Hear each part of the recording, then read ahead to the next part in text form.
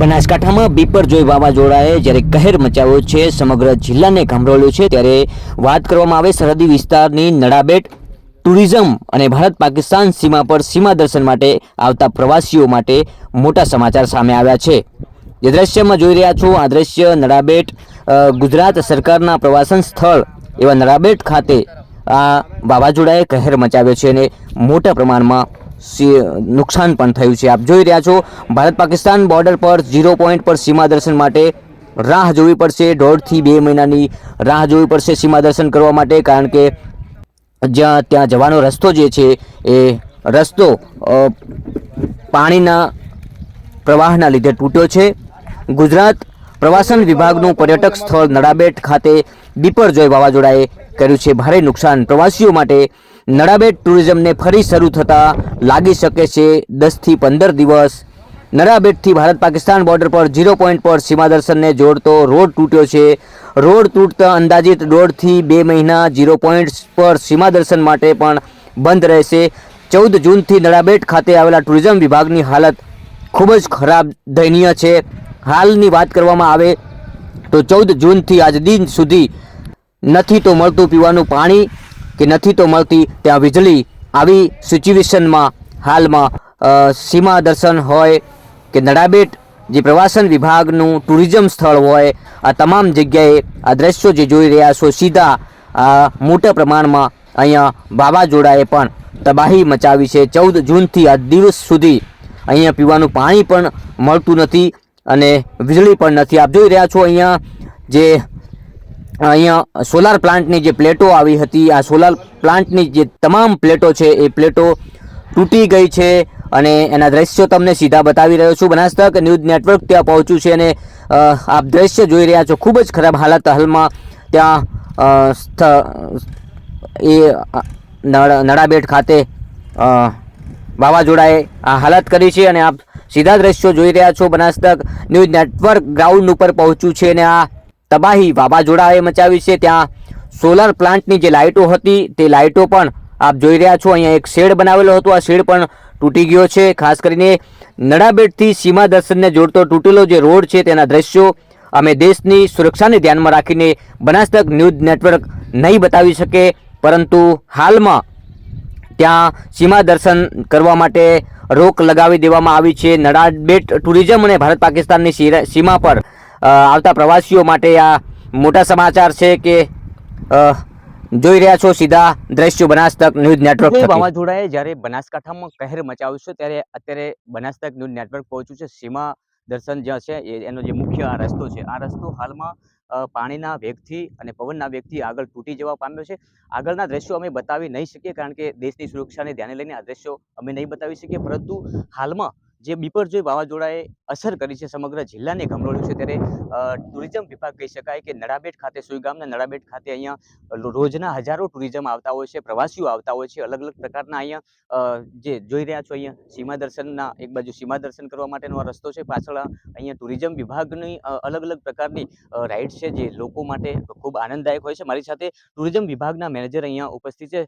Sir क्या कहेंगे, यहाँ जो मुश्किल कैसी है? अभी जो बिपरजोय आया था बहुत भारी, समग्र बनासकांठा में बहुत बाढ़ भी आया था, तबाही मचाई है, यहाँ पे क्या है? जी देखिए, सीमा दर्शन के इस प्रोजेक्ट के आसपास का इलाका पूरा ही रन का इलाका है और जो तबाही आई थी वो कच्छ की तरफ से यहाँ पे आई थी, तो यहाँ पे जो एयर वेलोसिटी थी वो बाकी जगह के अनुसार या उसकी तुलना में यहाँ पे बहुत ज़्यादा थी।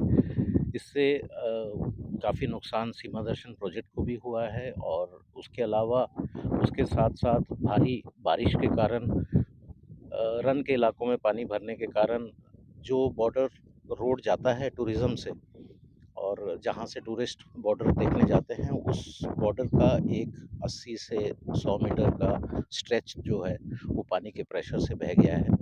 गवर्नमेंट की सारी एजेंसीज़ उस पे बहुत एग्रेसिवली काम कर रही हैं और उम्मीद करता हूँ कि वो जल्दी ही ठीक हो जाएगा और जो भी टूरिस्ट हैं वो वापस से बॉर्डर सीमा दर्शन के लिए जा सकेंगे।